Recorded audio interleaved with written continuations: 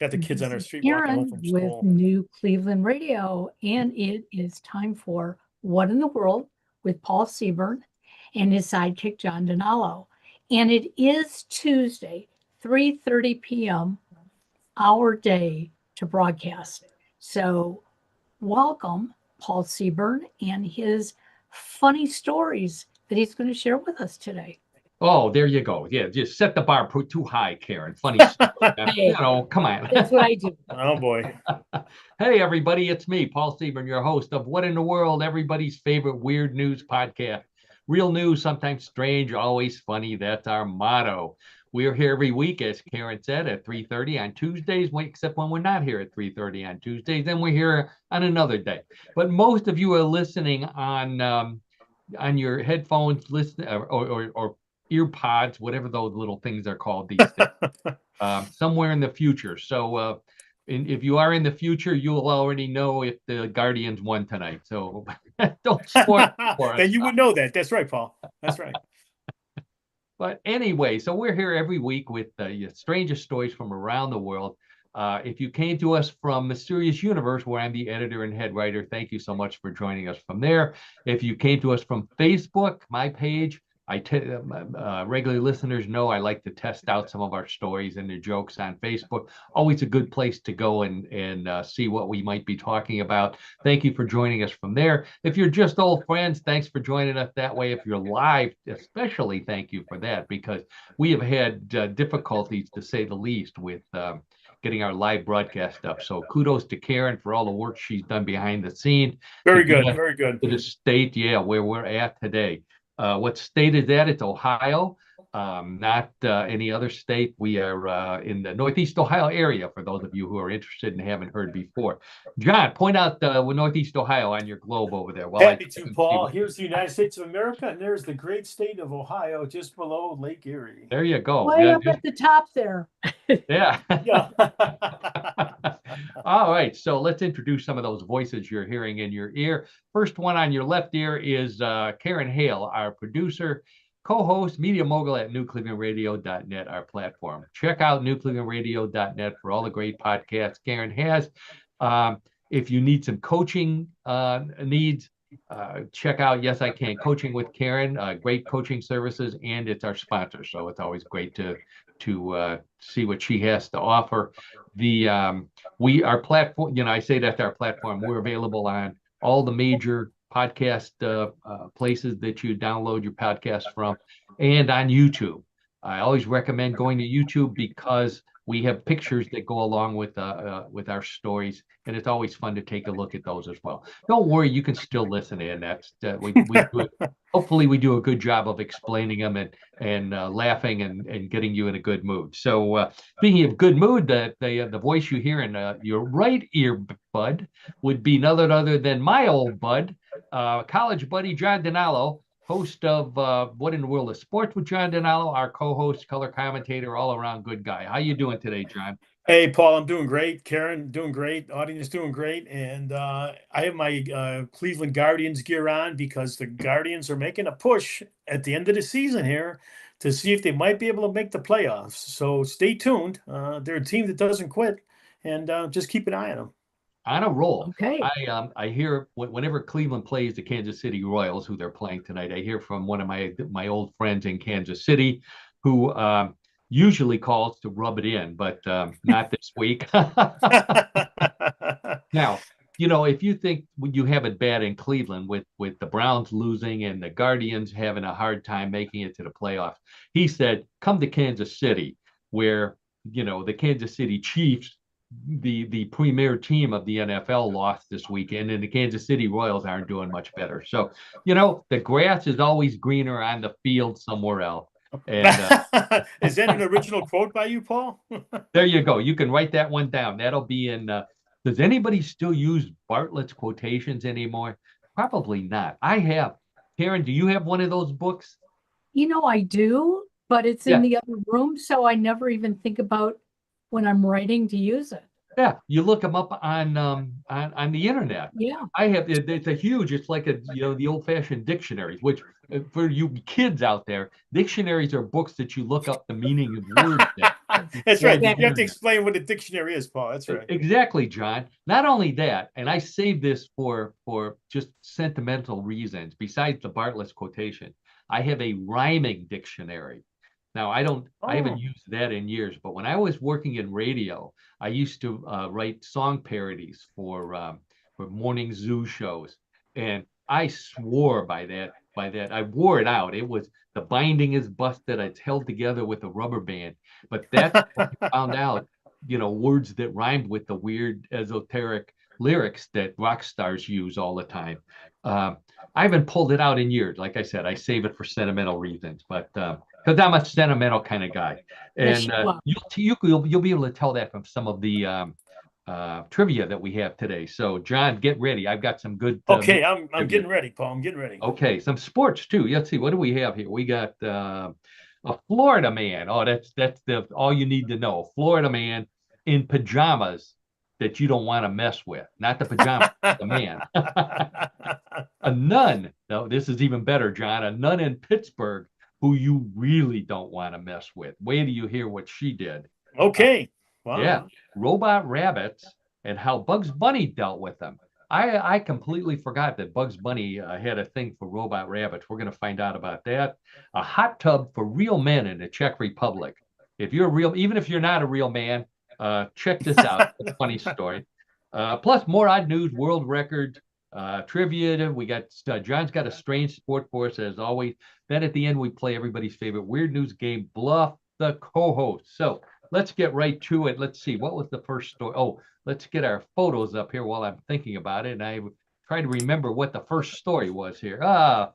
So if you're not watching us on YouTube, and you're not a regular listener, the regular listeners know, well, the three of us are all of a certain age. Baby boomers. Let's be nice. We'll say we're baby boomers. But eventually, we're all going to end up in some sort of senior living. Let's see. What else? We don't have to look at that. Let's look at my book before I get my plug in here. What would you say to a naked space alien? That's my collection of my favorite alien space stories. So check that out on my website, paulseaburn.com, also on Amazon. So anyways, but whether you see an alien or not, eventually we're all going to end up in some kind of senior living. But I thought that senior living centers, all these villages and things like that was a modern thing. It turns out they date all the way back to 3 millennia ago. The archaeologist at the Susita National Park near the Sea of Galilee. Okay, so you know where that's at. John, where's the Sea of Galilee? I'll show you did the you Sea find of that? Galilee. That's Well, in the give me Middle a East moment here. someplace. Sure, it's in the Middle East, and it's going to be right. It's right here. Right there, It's that right little there. tiny dot underneath John's finger. That's Thank what it God is. You those can't. people aren't being crushed by that giant finger. That's where it is, though. That's where it is. So archaeologists digging in this national park in this by the Sea of Galilee, they uncovered a 1,600-year-old mosaic. Here's a picture of the mosaic right here. There we go. So this mosaic, they believe, contains a message that says this was the site of the oldest nursing home ever discovered. So wow. Everything with seniors in it used to be called a nursing home. It was probably a senior center, just like all this other stuff was. So I looked up the translation of this language here, and the message for this senior center reads, "The food here sucks, and my kids never visit me." Somehow prophetic. All right. Somehow there you go. That's how they prophetic. knew it was a senior center, right? No, the message says, "Peace be with elders," is what that actually said. Oh, okay.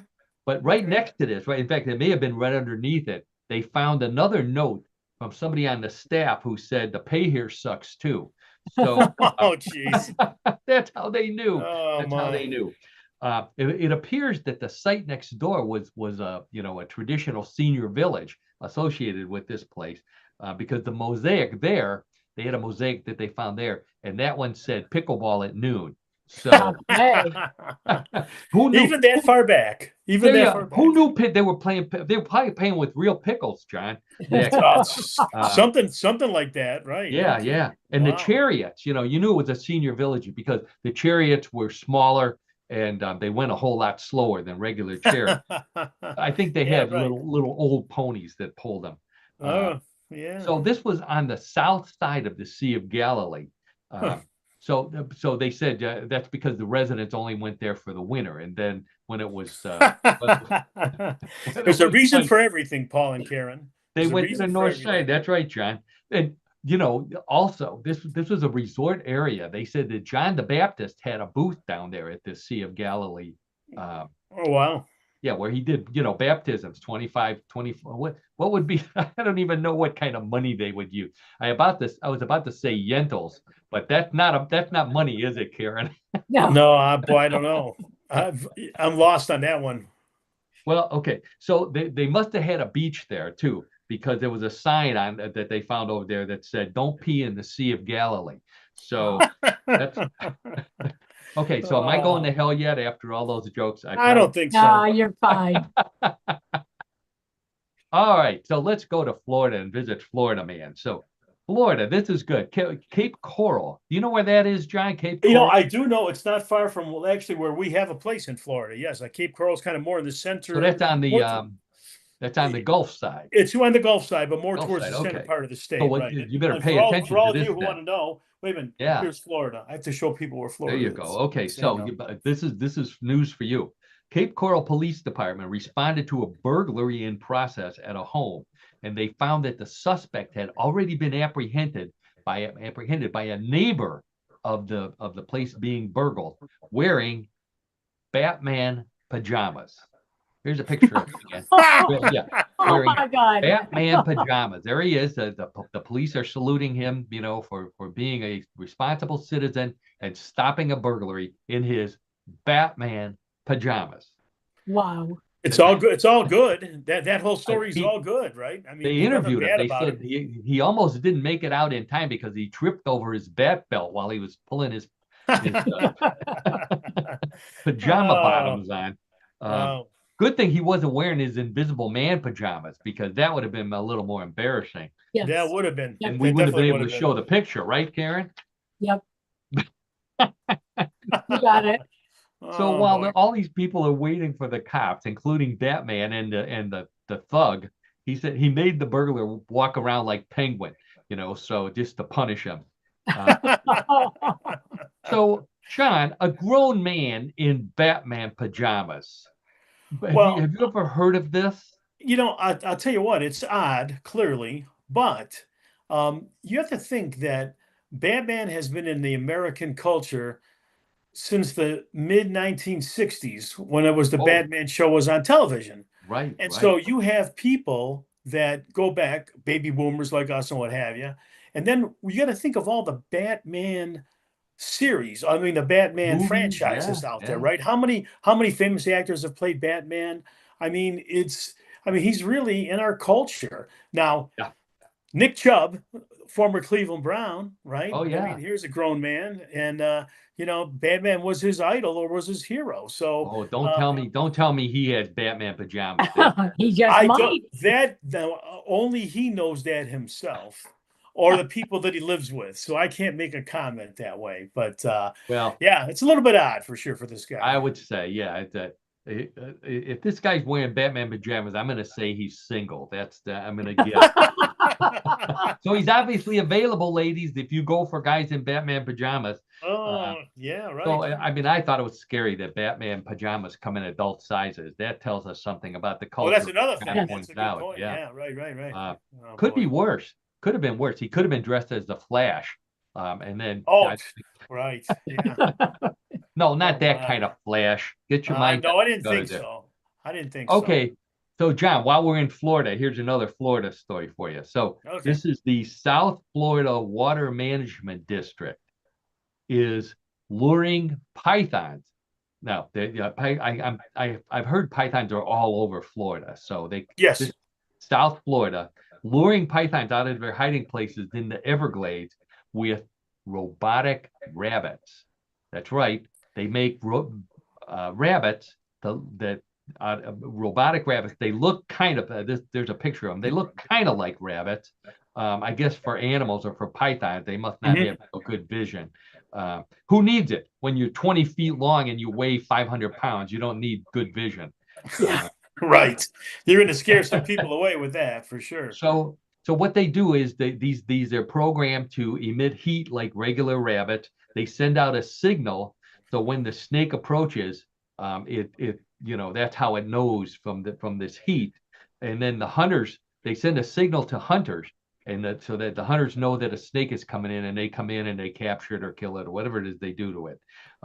So a group calling themselves the People for the Ethical Treatment of Pythons are countering this plan by eliminating the robotic rabbit with a robotic Elmer Fudd, who will be hunting the rabbit. No. Oh, listen, from the sublime to the ridiculous. Wow. That's right, the wascally wabbits. Yeah. One python, they said, they're in a box to protect them from the pythons. One python did manage to swallow one of these rabbits, and he said it tastes like chicken. So yeah, that's the off-use line. That's the off-use line about different animals. Right, sure. Where's my horn? There we go. Sure. Boy, that was pathetic. Yeah. There we go. Okay. So be better the next time, Paul. Be better the next time. So the rabbits, they get bored. They said these robotic rabbits get bored while they're waiting for pythons to show up. So they play music for them. So they play Bunny Berrigan and they play Bad Bunny. That's what they do. So here's a trivia question for both of you. Do you know either of those people, Bunny Berrigan or Bad Bunny? I do know who Bad Bunny is. I couldn't tell you what he sings though, but I do know that he's a popular artist right now. Well, I'm shocked that you don't know more than that, John. I really am. But I'm going to start with Bunny Berrigan first. So I know about Bunny Berrigan for two reasons. He was a jazz trumpeter and a band leader. His big hit was Chicken and Waffles, which if you go to Waffle House, they still play it in the men's room. Because haven't been in a Waffle House in years. Wow. There you go. But that's not why I know this. I know this because I read the comic strip Crankshaft. Oh yeah. Okay, sure. I know the comic strip. And Crankshaft's favorite jazz musician was Bunny Berrigan. So he used to talk about Bunny Berrigan all the time. I finally looked him up to see who it was. Okay. Local connection. Crankshaft is drawn by Tom Batiuk, who lives in Akron, Ohio, and went to Kent State, grew up in the Cleveland area. He is better known for his other comic strip, Funky Winkerbean, which was a beloved comic strip for years and years and years. Finally, he retired that one, but he kept Crankshaft going. Now, Bad Bunny is a Puerto Rican rap star. That's his genre. A Grammy-winning rock, at least Grammy-nominated. But John, Bad Bunny was a guest performer on a Super Bowl halftime show. The Super Bowl 54 halftime show starring Shakira and Jennifer Lopez. I cannot believe you don't remember us watching those two shimmy across the 50-yard line. Well, I'm sure. Wait a minute. I'm sure I saw it, but I'm going to give you a senior moment on that I forgot, but I did. Believe it or not, Bad Bunny. I didn't put a picture of it. He's also a professional wrestler in Puerto Rico. I think he goes by the Iron Puerto Rican. Is his? Oh, is that his handle? Yeah, right. Okay. Wears a sheik's hat. So back to the robot bunnies. So I didn't realize this until I looked it up. But that was an actual cartoon. There was an actual Bug Bunny cartoon called Robot Rabbit. Here's the. Oh, that's neat. That's very neat. The sign and the plot, the very simple plot. Elmer Fudd is mad at Bugs Bunny, so he calls up the Acme Pest Control, which I guess he got from the coyote. Roadrunner, the coyote. Yeah, that's right. He calls him up and he says, hello, Acme Pest Control. I have a pest I want controlled. So they sent him a robot bunny to chase after the real bunny. They sent a robot to chase after Bugs Bunny. And so of course Bugs Bunny figures the whole thing out. So here's how Bugs Bunny solved the problem. Bugs Bunny showed up dressed like a female robot. Where there's a will, there's a way. Yeah, and he for those of you who can't see it, Bugs Bunny has a bucket over his head with a female face drawn on it, and some sort of dress. It almost looks like he's wearing an end table, but Yeah. anyways, the robot is not too bright, obviously, and decided that this was a female robot. So he followed Bugs Bunny dressed as a robot to a junkyard where they were smashing cars, and he got smashed by one of the Oh, pile drivers or whatever it is. Yeah. Yeah. So my whole point here is that the three of us, and certainly many of our listeners out there, grew up watching cartoons like this, where we saw Elmer Fudd with a shotgun firing numerous times at Bugs Bunny, and we saw Bugs Bunny dressed as a female robot, and many times dressed as a female rabbit, and we still turned out okay. We did. that's encouraging that we did turn out okay. But yeah, but we've watched many of those cartoons. That's right, Paul. Good one. Well, yeah, I was going to say at least Karen turned out okay. I didn't. The vote may Well, still yeah, be that's out a on the manner of both of us. speaking. That's a manner of speaking with you and I, Paul. Yeah. There you go. Okay. All right. So let's moving on. So experts are warning about climate change, and they said that climate change is causing problems in the broccoli farming industry. For those of you who like broccoli, there may be a shortage of broccoli this year, but even worse, the heads will be smaller. Because the heads are smaller, that means that the flatulence you get from broccoli will be stronger. So they're warning. Yeah, this is real, John. Honest to God. Wow. And it's stronger and stinkier. That's a technical term for it. Oh my gosh. So they also warn that if you're eating frozen broccoli, to thaw it out completely, or you could end up with a painful condition known as fartsicles. Oh, where's your horn at for that one? There you go. deserves a Yeah, horn. I Very remember good. those. Very good. So Very good. broccoli stems, the part that people don't like to eat, are being turned into biofuel. So I'm sure the biofuel is going to smell like farts too. So There's you don't been want some to stories about that. I think about Yeah, that it about the stuck broccoli in a stems. tunnel. They get Yeah, stuck in a I've heard tunnel that behind a before. diesel truck. So if you insist on eating broccoli, they said to offset the smell by loading your underwear with garlic and maybe a little melted butter. Oh, It'll Oh, smell better. that's bad all the way around, Paul. That's Well, bad all the John, way around. Okay, I don't want to put garlic in my underwear, but I do like broccoli, so I put charcoal in my underwear. I got a bag of Harrisburg. Yeah. Hey, What is Paul, it? that's up to you. Yeah. The Kingsford, that's what it's called, Kingsford. I look like a human Weber walking around with this pile of charcoal in my pants. Wow. I don't have a joke for that, the charcoal in my pants. I was going to say that sounds like a band we must have seen. Good chance. There's a good chance of that. Let's move on. So the story is about three Scottish brothers, but it's actually from Australia, because these three Scottish brothers, Jamie, Ian, and Lachlan McLean, boy, what a Scottish name that is, set a world record for completing the fastest unsupported row across the full Pacific Ocean. They rowed from Scotland all the way to Cairns, Australia, over 9,000 miles nonstop, with no support crew other than the three brothers and their rowboat. No other boats accompanied them. Wow. Yeah, took them 139 days to go 9,000 miles all by themselves. First thing they did upon landing was cancel all family reunions, and they said we're tired of seeing each other for at least a few years. They kept sharks away from their boat. Believe it or not, they rubbed haggis on the side of the boat. Even sharks will not eat haggis. So after 139 days on the boat, you would think they would have solved this problem, but they still don't know which one Mom likes best. So is the name of their boat Rare Whiskey? Is that what I see? Rare Whiskey. Yeah, that was one of their sponsors. Yeah. One of their sponsors. Okay. Yeah. They after landing, they wanted to give thanks, so they went to the church. The first church they found, but the first thing they did was ask the organist to please not play Michael Row the Boat Ashore. Play anything else. That's right. So they rode into the marina in Cairns, playing the bagpipes. And in fact, I think you can see one of the brothers playing the bagpipes right now. Yeah, right. The crowd almost they heard it. They almost made them turn back and go back to Scotland when they heard the So in the hours before their arrival, you'll be admire this, John. The oldest brother, Ian, he uploaded a video, and he sent it to the marina saying that they were approaching.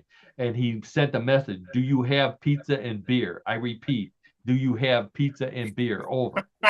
That's all they could think of. Yeah, pizza and beer.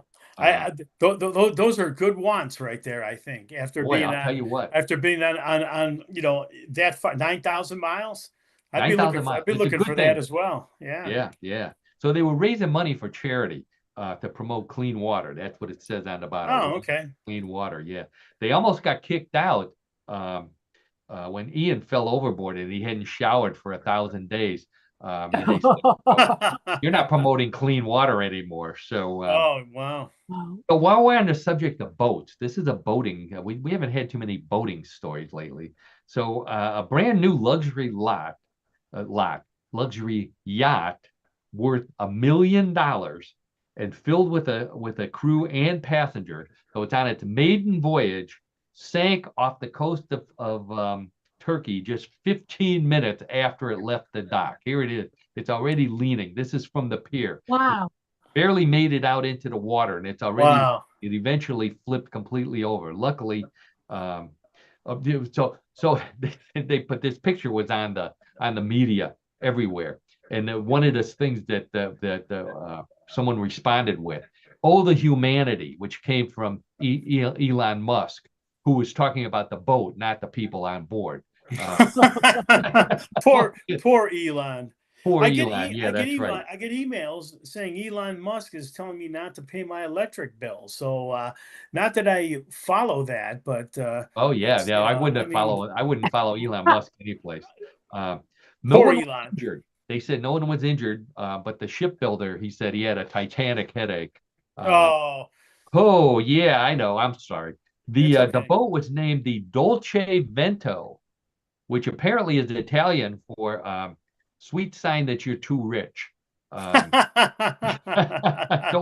I believe Dolce means sweet, doesn't it? Yes, Dolce is Yeah. sweet. Yes. So this is what happened when you build a boat launch in a harbor that's shaped like a bathtub. You know, yeah, the boats are always Wow. flipping over in the That's a bathtub. wild story, Paul. Yeah, good word, good rule to live by here, everybody. Everything made in Turkey eventually is a turkey, including the yachts. Well, okay. Just Now, here's beware. something Yeah. here's something I didn't know. You probably didn't know this either, John. I know where you shop. $1 million yacht is considered to be a starter yacht. That's not even a big yacht. That's a little yacht. Well, I know. Well, Yeah, I know Jerry Jones, the owner of the Dallas Cowboys. yeah. He owns a $250 million yacht. There you go. Probably, yeah, that's a mid-size. I would gather, right? Exactly. Oh my Lord. So, we have $1 million boats on Lake Erie. I know this for a fact, but they're called bass boats. Because have you ever been on a bass boat for professional bass fishermen? Those things are like they're decked out to the hilt. Hmm. I've never And been on one, but I've seen video and pictures. But yeah, oh sure. yeah, they're expensive. Yeah, they really are. Okay, all right. Some music trivia for you. Let's start with the band. Okay, so this band, we've never seen this band, John. They're called Bionic and the Wires. The new band, they're out of Manchester, England, but they have an unusual drummer. All rock bands have unusual drummers. None of them can top this because their drummer is a bunch of mushrooms. That's right, a bunch of mushrooms. Oh They're my hooked, gosh. yeah, they're hooked up to sensors, and a computer translates the electrical impulses from the mushrooms into drum beats. Now, yeah, and Unbelievable. like all drummers, the mushrooms play better when they're fried. So, Oh. well, John, Oh. as every band member will tell you, that our drummer is always a fun guy.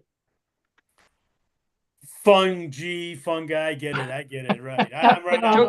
I'm right on it. I'm Here right I on am it. holding the horn. I had to No, I wait. get it. That's not bad, actually. I That's had to not bad. wait on that one. Yeah. Yeah. So it's playing the piano here. That's but those are the drumsticks that he uses to play the drum. Pete Townsend and Roger Daltrey, by the way, are thinking about getting the Who back together with a drummer by the name of Keith Shroom. So, you know, Instead of Keith Moon, in yeah, honor there of you go. God Now, rest his soul. Right. I'm not a fan of mushroom drummers, but I do like animal drummers. And my favorite animal drummer, his name is Animal. Animal. Oh Yeah, yeah, sure. from the Muppets. From the Muppets. I love him. He was great. Do you know that this band actually had a name? There were other Muppets in the band. Do either of you remember what the name of this band was? The Oh Muppets boy. band, not the Muppets band, by the way. Yeah, I understand. Huh. No, I don't. It was Dr. Teeth and the Electric Mayhem Huh. with Animal as a Kind drummer. of a Yeah, catchy I did. name. Kind of a Obviously, I didn't catchy know name. that, but Yeah. I remember Dr. Teeth. He was I think he played the guitar. Frank Oz said that despite the rumors, Animal's character was not based on Keith Moon, can be summed up in 5 words. Their character can be summed up in 5 words: sex, sleep, food, drums, and pain, which I think describes every drummer of every rock band. So, Yeah, that sounds about right. that Wow. is, yeah. So, so John, you guessed. You already said the drummer for the Who was Keith Moon, Keith Moon. How about Led Zeppelin? John Bonham, John Bonham. How about Cream? Nigel Bruce. No. No. Oh, no, Ginger Baker. Ginger Baker. Yeah, yeah. Okay. Nigel. No. Jack Bruce was the Jack Bruce. I'm sorry. Jack Bruce, and of course Eric Well, I Clapton. figure Okay. I have 3 Good. names. You didn't do too bad on that one. I All would right, say we'll give senior you. moments again. 3 names. One's got to be right. Yeah. So. I picked easy bands for you, John. Okay. No, thank you. So, Thanks. and the reason why I picked easy bands for John is because I feel sorry for him, because like me, he grew up and went to Catholic school and was taught by nuns. So, we get special dispensation on a lot of tests because when you fill that out, but actually we should do better. When you think about it, we should do better on tests because of being taught by nuns. You would think so. Yeah, we learned our lessons better, supposedly, right? There you go. And also better discipline. We've talked about nuns all the time. Yeah. They were not just good teachers, they were tough nuns. Nuns who could make hundreds of kids stand in line outside for no apparent reason. Just for discipline purposes. That's right. That's right. We used to do that all the time. Mm-hmm. Nuns who should be running this country. That's the kind of nuns we had. They should be running this country, especially the nun I'm about to talk about now. And that's this nun in Pittsburgh. Her name is Sister Mary Madeline Schliefer is her name. Sister Mary Madeline Schliefer.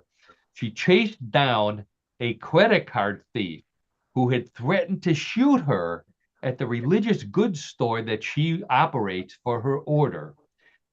She chased him down and she caught him and got her credit cards back. How about that? Good for her. Wow. Yeah. Well, the thief didn't know that inch-thick wooden yardsticks are considered a religious good, and she had them on display there. So for her friends who were nuns who were looking for yardsticks, so she happened to grab those gloves and beat the tar out of the poor guy before she got her cards back. But as she's beating him, and holding him down, she said she told him, "Jesus loves you," but then she said, but Jesus loves my statues more. So, so you have to pay the price. That's right. The price. I was trying to tell what order she was. I looked at the article. I couldn't tell what order she belonged to. I thought maybe she was a Carmelite, but based on her looks in this story, I think she was more of a Camelite. No. I think Paul, that deserves a horn. That's a horn. Well, no, wait. I have another one. She's not a Dominican. She's a Domination. How about that? I don't know. Man, that's going so good, I don't think. So what she does, she scares shoplifters. If people come in and they start to look suspicious, before they can steal anything, she pulls out her book of the lives of the saints. And she says, "You want to be like a saint? You want to burn at the stake? Don't put that down." Oh, my. Or I'll burn you like a steak. Yeah, that's what she says to him.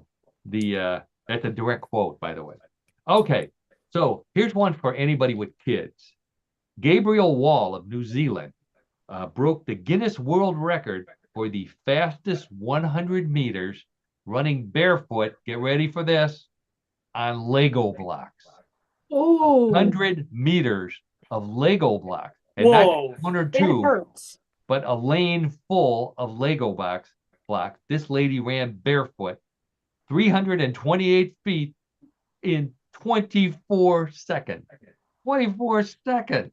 I can't even run it without Legos under me in 24 seconds. Wow. Yeah, barefoot on Lego blocks. She set a second record when her scream was picked up by the astronauts on the International Space Station. Yep. Yeah. Yeah. Can you believe Wow. that? A number of, this is for you, John. A number of other women tried, but she was the sole survivor. Whoa, you can, yeah. I mean, that's some pain that she had to run through. Well, I can't imagine doing that. How about Wow. that record there? No kidding. She said, this is wild. She spent 2 entire months walking barefoot just to build up the calluses on her feet. In fact, her podiatrist, when after the race was over, her podiatrist told his receptionist to hold all my calls for the rest of the week because she was coming in to have them all shaved off. The track was covered by 661 pounds. 661 pounds of Lego blocks. Yeah. Donated by Imagination Station, big supplier of toys. When it was done, they picked up all the blocks and they sold them to this Indian yogi who was going to make them into a bed for him to sleep on. So just as bad as sleeping on a bed of nails. Yeah. Whoa. So she even attended a wedding. She attended a wedding barefoot in order to build up her feet for it, which, Karen, what do you think is harder on your feet, running barefoot on Lego blocks or wearing high heels to a wedding for a couple of hours? The Legos, most definitely. Legos, yeah? Yeah. Okay, all right. Wow. All right, okay, so here's one for you, John, since you're the one that has the spa. A hot new trend in the Czech Republic is the beer spa.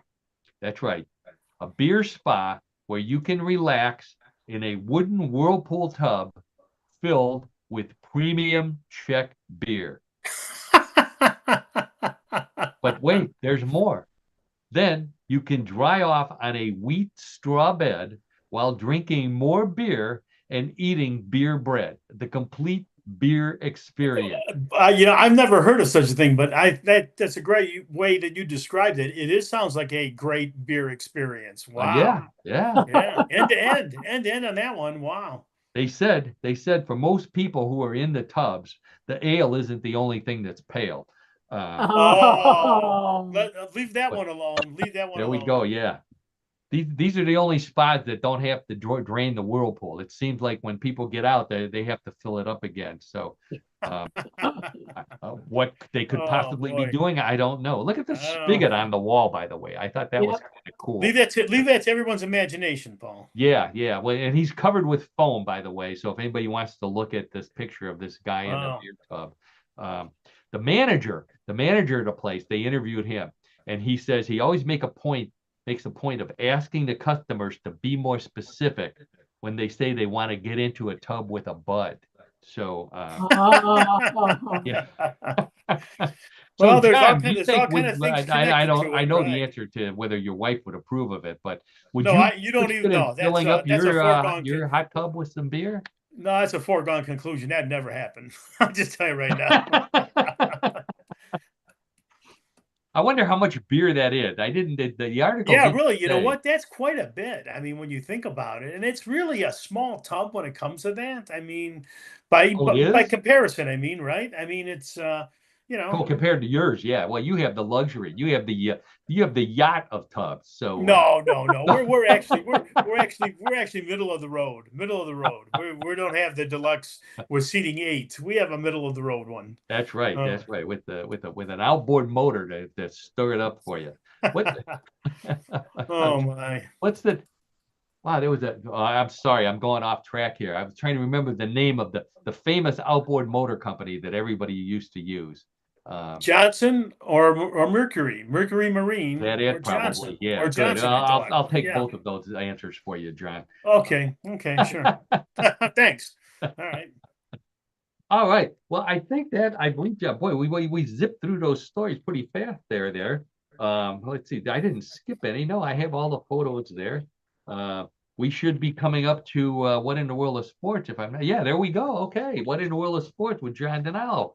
So every week I ask my buddy John, regular listeners know John and I go back all the way to college. We met as freshmen, pledged the same fraternity. We've been fraternity brothers for all that time. John knows more about sports than anybody I know. So when it comes to sports trivia, I turn to him. But especially every week, I turn to John for a sport that lives up to to our motto: real sport, sometimes strange, always fun. And John every week manages to come up with a sport that fits the bill. And more often than not, we'll say, I've never seen a sport that weird. The following week, he tops it. So let's see let's see if he tops last week's sport, which I don't even remember what our sport was last week, but it doesn't matter. Let's see what you got this week for us, John. Sounds good, Paul. Thanks for the big introduction. So, ladies and gentlemen, in honor of the start of the college football season and the NFL season, our sport this week is a football game, but it's like no football game you've ever seen. Let me explain. It is called swamp football, and this sport originates in Finland. Swamp football is basically soccer being played in a bog or swamp. Now, the Finns developed it in 1998 as a summer training exercise for both cross-country skiers and soldiers in the military to help build endurance. Finnish coaches and generals say if you can make it in a swamp, you can make it anywhere. And it's up to you, young Bjork, whatever your name is, whatever the name of young people are that are in Finland. But it's up to them. It's up to them to be able to perform. Now, John, I've never been to Finland. I don't think any of the three of us have been to Finland. No, I didn't know it got warm enough in Finland for there to be swamps or bogs that people could actually do stuff like this in. Well, Yeah. as far north as it is, because I'll point it out to everyone here. Yeah, there we go. Yeah. Finland is up here, in Scandinavia, northern part of the Atlantic Ocean. But the point is, they have to have seasons, right? So that's why Yeah, I I think guess so. in the right season, this can take place. Now, believe it or not, this sport became popular as time went on, and by 2000, it had evolved into having the Swamp Football World Championship, which is held annually, and I cannot necessarily pronounce his name correctly, but I'm going to try. The name of the city is Harinsalmi, Finland. Now, I think you left out about 7 or 8 consonants and a couple of vowels in that one. Yeah, and then I tried doing the script. Trust me, it's a big long name. When I was doing the script, speaking the script into my phone, it came out as salami. So I mean, just for that, just for kicks. So anyways, so there is also an annual championship, which is called the Swamp Soccer World Cup. And believe it or not, that is held in Scotland. And then it became a competition in Turkey. Wow. However, the Finnish World Championship remains the primary event and does attract bog football players from around the country. I mean, around the globe, around the globe. I want to stop you there for a second, John, as we're looking at some of these photos. Some of the bogs look more like just muddy fields, but some of them, that goalie back there, he looked like he was knee deep in deep in a bog. Yeah, there you go. Look at that. I mean, that's a deep bog. You have to think of these athletes running through that, okay? And it's going to build endurance, right? So I mean, there's a value to that, and you throw some competition into it as well. It's a win-win for everyone. Now, I guess, as you can imagine, the rules of soccer need to be changed slightly to accommodate sloshing people around a bog. The bog pitch is smaller than a regulation pitch, and it measures 60 meters long and 35 meters wide, or 65 yards by 38 yards for American players. Now, since it's hard to draw chalk lines on a bog, there are no offsides rules. The matches are shortened to two 13-minute halves, and each team will field a team of 6 players, and the players are called outfielders, and there's 1 goalkeeper. So there's 5 outfielders and a goalkeeper. But in this sport, there is an unlimited number of team sizes and substitutions. Wow.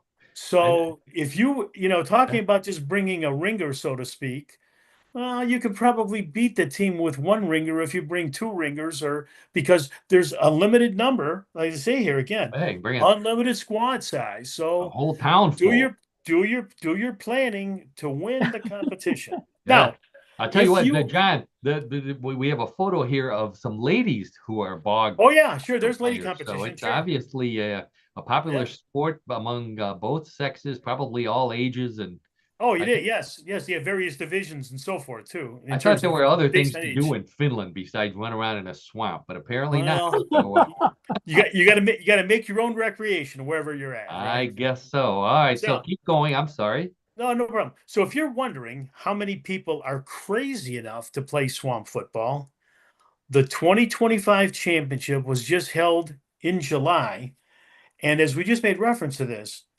there's men's, there's women's, and there's mixed divisions. And with teams from Finland, Sweden, and Russia primarily, but then there's also other countries as well. But those 3 countries are really dominant in this sport. Now, the event attracts, this is the championship, around 200 teams and thousands of spectators, and it's covered by the news service Reuters, The Guardian in England, and also the BBC. Wow. We don't have results yet, believe it or not. They're probably still trying to find some of the players and the ball, but we're sure that everyone had a boggy good time. Oh, Now, wait a second. I really like this sport, and I think it could catch on in Cleveland. In fact, I wanted to write more about it, but I was swamped. Oh, oh, God earned the horn on that one. It's a double horn, if you ask me, and I wrote it. So honest, it could be a good sport. We've got plenty of swampy areas and muddy, certainly plenty of mud. oh yeah, sure. It looked like the kind of thing that people would do for a picnic, or with enough beer for any event, I suppose. Well, it could be a family reunion, right? I mean, it's Yeah. for the members of the family that are still athletic enough to get around, right? I mean, I don't think you're going to find a lot of elderly people playing this, and I don't think so. I don't think so. But I mean, yeah, I mean, it's kind of interesting. Maybe if they heated the swamp, there'd be some elderly people. But oh yeah, well, you have to be able to accommodate your competitors. So yeah, something like that, Paul, and you're Karen right. would probably work. Yeah, the deep bogs that a couple of those games appear in were, that had to be a workout. It's like running in a pool, only filled with mud too. So I mean, just the whole idea behind it, right? To have movement, right? To move your arm, to move your leg, right? You're being challenged, to say the least. Yeah. So great sport, John. Bog. No, thanks. What's it called? Swamp football. So, swamp football is called. Yes. Swamp football or swamp soccer for us Americans. Yes. I was thinking about it. I thought another unique sport. I don't ever remember hearing about this. And then I was thinking back to when we were in college in the fraternity. I seem to remember another fraternity challenging us to a game of swamp soccer. Do you remember that? I'm drawing a blank on that, Paul. I'm sorry. You're gonna have to educate me on this one. Well, fortunately, I have some photos, but I also have some a write up of it. So good. one of the other fraternities challenged us, and the older guys in the fraternity came to me and John, the young guys, and they said, "Here, these guys want to play us in swamp soccer. See if you can figure it out and put together a team." So of course, John and I, we grew up in America, and we don't know how to play soccer. At We least had no idea. We had no idea at the no time. idea. Right. No idea. Know what them Europeans are doing. So we decided we made a counter offer. We said we had a difficult time getting the proper equipment. So we challenged the other fraternity to a swamp running competition because we thought we could, we both knew how to run. Well, you do that at that time, right? Really? Yeah. How hard can it be running through a Cuyahoga River swamp? So of course they accepted, which they accepted pretty fast, which should have been a warning sign. Yeah, I guess it would have been. Oh man. So here's a picture of the start of the race. And I want to point out, already started a race, everybody was all pretty muddy. I want to point out that John and I took this picture, which means that we were already behind at the start. And it really didn't get any better. By the end of the race, I said, look at all those guys in front of us, Paul. We're kind of we're back in the back there. Yeah. They were in much better shape than we were, I think. And they had the proper attire as well. So John gave it his best shot. And I have a picture of John sliding across the finish line. Here's John sliding across the finish line, covered in mud to the point where all you can see is his eyes or his teeth. And a really cool hat there, John. I want to compliment you on that. I used to back in the day. I used to have some of those sky. That looks like one of our duffers, a college. It could have been a duffer. It could have been one of our John Carroll duffers. Yeah, it could have been. So needless to say, John finished well ahead of me, and the reason why I finished far, far behind is because I got into the wrong part of the swamp, and I'm pretty much up to my neck in swamp bog. Oh my God! Yeah, Paul. You know what? I mean, oh man, that's some tough going there for you. Sorry. There you go. Yeah, but you can still see my beautiful blue eyes, and yes. I'm missing a tooth. I didn't realize I was missing a tooth, but that's the lost it in the bog. Anyway, that's our bog soccer, bog football, swamp football, whatever you want to call it. Thank you, John, for that great sport. You're welcome. You're welcome. I think we have reached the end of What in the World of Sports, and that means it's time for Bluff, the co-host, everybody's favorite weird news game. Rules are simple in Bluff, the co-host. I have 3 stories similar to the ones that we've been talking about all afternoon. One big difference, and that is those stories were real, or as real as the stories from the internet can be. These may be real, may be a bluff. It's up to you and John and Karen to decide, real or bluff. So pay attention. Wagering is allowed, so place your bets. John and Karen, hands on the buzzer. Let's get right to story number 1. Traffic is bad everywhere, but people in Mumbai, India, say it's also louder there than anywhere in the world. It's so loud, the city council has banned the use of horns during morning and evening rush hour in the city.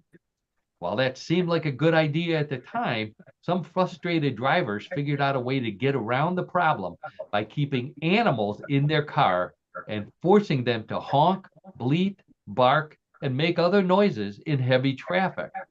While geese are a favorite because they actually do honk, they're messy. So the favorite horn replacement for many drivers in Mumbai is a small goat. The ban on honking is set to end at the end of 2025, and that could mean mutton for the goats. Okay, so they banned horns in Mumbai because of the noise. So drivers are taking animals in their cars in order to honk or bleat or bark or whatever at other drivers. Real or bluff? Karen, we'll start with you. Well, it's a very odd story, but it could be true. So I'm going to go along with the fact that it's a true story. Okay. Karen says it's a true story. John, how about you? Yeah, part of me thinks that it could be real, but having all these animals in people's cars, I mean, I know that you can have a dog and a cat, right? And they, move from place to place. You go to visit someone, you bring your dog, right? But you have goats in a car and all these different animals. I mean, I'm going to pray this one is a bluff. Poor John can't imagine a goat in his car, not even in a big car like yours, where he could be way in the back. The whole concept kills me. I mean, it just does. I mean, it disturbs me is what it does. It doesn't kill me. Okay. We don't want that to happen. I don't want to be disturbed, right? So, but I'm just, I'm just saying. Okay, all right. So we don't want John to be disturbed here. So let's see. Karen says it's real, and John said it's a bluff. Is that right? Let's check. Yes. Judges, and the judges say congratulations go to John. That is a bluff. Yes. Thank goodness. Thank goodness. My faith in humanity is restored. Thank you. Although we have done stories about people putting cows in their cars a long time ago. That was a big thing for a while. But John, using your logic, that the cars in India are very small. So yeah, no kidding. I mean, that's another reason, right? Exactly. Yeah. Okay, so the score is 1-0. John is in the lead. All right. Yeah, let's get right to story number 2. It's another animal story. Chasing a greased pig is a popular activity at county fairs in the United States, and tossing hams and other foods is a popular activity in the UK. However, a small village in Portugal has a festival activity that combines them both. It's called Passing the Greased Pig, and it's just what the name says. 10 members of each team line up on a 100-meter field. A greased pig is then given to the first person in line, who must carry it 10 meters, then pass it to the next person, who then does the same thing until the squirming pig is carried across the finish line 100 meters away, with the fastest team being declared the winner. If there's a tie, the team with the fewest dropped pigs is the winner. Passing the greased pig is fun for all, including the pigs, who get sent home rather than ending up in the festival food court. Okay. So, a small village in Portugal whose favorite activity and festivals is passing the greased pig. Real or bluff? John, we'll start with you. Well, I'll tell you, Paul and Karen and audience, this sounds relatively harmless, and it doesn't seem like it's cruel to animals in any way, right? So I'm going to say it's real. Okay. Oh, John says it's real. Yeah, and he doesn't want the people for ethical treatment of greased pigs to call us. So no, we don't need any of that. We don't need any of that noise. All right, John says it's real. Karen, how about you? Well, I agree with him, but I have a question, John. Why haven't you presented this sport to us? Karen, that's a great question because I don't know anything about it. Would it be a sport to do? Yeah. In fact, okay, I'll put this on the list, Karen, for me to look into. I will say, yeah, I'm not sure it qualifies as a sport. I guess it does. If we kind of right. But that's good thought, Karen. I'll look into that, though. Yeah. Okay. Yeah, it sounds like something would come from England, not from Portugal. But anyway. Yeah, really. Yeah, true. All right, so past the greased pig. Let's check with the judges. Real or bluff? The judges will say, congratulations go to no one on this one. That is a bluff, not a real story. Wow. Yeah, how about that? So that's the reason why he doesn't done it. Karen. I think we could start this as a sport. But but we have to go to Portugal, which I'd like to go to. I've never been there, but yeah. Or we could bring this up at our next fraternity picnic. Well, let's see how that goes over, Paul. Yeah, right. All right, so the score's still 1-0 with John in the lead, but points are doubled in round number 3. That means Karen could come back and win. Let's see if she does, or if John holds on to the lead. You can rent anything in Japan, including people who will clean your house, pretend to be a relative, stand in line for you, or even scare your enemies. That's right. There's a service in Tokyo called Rent a Scary Person, and it's popular with people who are afraid to tell a neighbor or a boss, or even their spouse, that they're angry with them. The scary person is usually a man with a shaved head, muscular physique, and a lot of tattoos, who shows up and delivers the message the customer is afraid to give themselves, followed by an appropriate threat. In some situations, people use Rent the Scary Person to act as a bodyguard for an event. If this sounds like what mobsters and gangsters do, that's the intention. And the company even recruits from local gangs whose members are trying to maybe ease out of the business. Rent a Scary Person is only available in Tokyo and may not be there for long because even scarier people from the local police are trying to shut them down. Okay, so you can rent a scary person to threaten your boss or your neighbors or your friends or your spouse in Tokyo. Real or bluff? Karen, we'll go back to you. Well, I hope it's not real because it just doesn't sound appropriate to me. And I'm a very appropriate person. Ah, I'm going to say it's a bluff. the bluff. Okay, that's our nickname for you, Karen, by the way, misappropriate. Yes.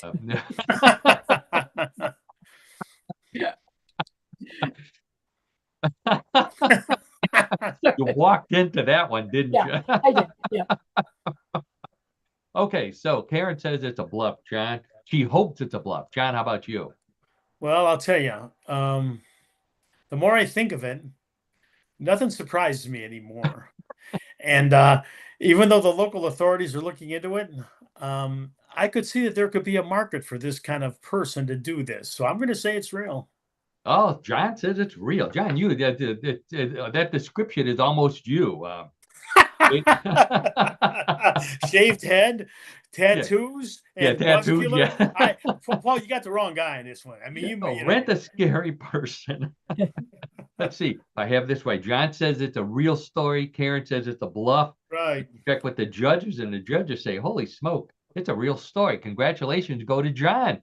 Very All good, right, John. all right. Wow, Isn't that very amazing, good. Karen? I agree with you. It's not really the kind of thing that you would expect from the Japanese, but Right. they do So rent everything there. I know that. We talked about that. There's all kinds. And in fact, I just saw a story today. Too late to put on Bluff the co-host, but we talked about it before. There was a famous convenience store chain in Cleveland called Lawson's in Northeast Ohio. right. They're in Japan now, and they're so popular. They make food, that really good food. They deliver French fries. This is their new business. They deliver French fries to your house, like Uber, and people just are going crazy because Lawson French fries are so good. Also, That's interesting. yeah, 7-Eleven is doing really bad in the United States now. Now people aren't going to 7-Eleven anymore except for vape stuff and snuff, I guess, and cigarettes and beer. It's doing so well in Tokyo and in Japan that they're thinking about importing some of the features that they do there to the United States. So you could expect 7-Eleven to have better food and deliveries and, I don't know, massages. Who knows what they do there. But that's a loaded statement there. There you go. So anyways, congratulations again to John. Congratulations to anybody out there who got a perfect score or 2 out of 3. And that means we've reached the end of another episode of Bluff the Co-host. I want to thank Karen Hale, our media mogul, co-producer, co-host, responsible for everything at newclevelandradio.net. Please check out the other great podcasts Karen has available on New Cleveland Radio. Also check out Yes I Can Coaching with Karen for all of your coaching services. Check them out. She also posts some great newsletters almost on a daily basis with a lot of helpful hints. She's definitely appropriate, I would say. You're going to carry that mantle for a while, I think. Karen. There you go. I think so. Yeah. That's right. And then I want to thank my old buddy John DiNallo. Thanks again for putting up with me every week and for all the stuff you do for the show.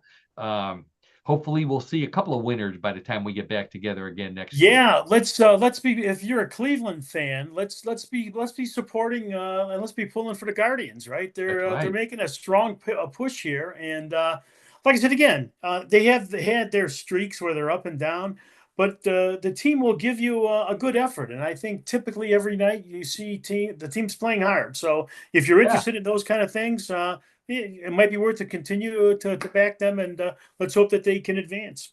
Great. Yeah. Well, a very motivating speech there, Coach John. All right. And as always, the most important people we want to thank are all of you out there listening to us. We couldn't do the show without you. You're the reason why we get together once a week to have some fun, tell some funny stories, and have some laughs. I hope you do the same. And if you do, please let us know. Send a note to Karen through newclevelandradio.net. You can send a note to me through Facebook. Many of you send us story ideas, and we always like to mention your name when you do. We won't use your last name, so you don't get all those nasty emails or whatever. They all That's come very to good me. we do They all that, come to Paul. me It's for good some that you do it strange like reason. that. That's a good way to do it. Yes. Very But good. anyways, thank you so much for joining us. If you're joining us live, thank you again for joining us live. And on that note, I believe we are finished. It's a nice day in Cleveland, Ohio, so I'm going to go outside for a little while. I hope that it's nice wherever you are, and we will see you at next week with another episode of What in the World. Bye-bye. Hey, Wonderful. everyone have a great week.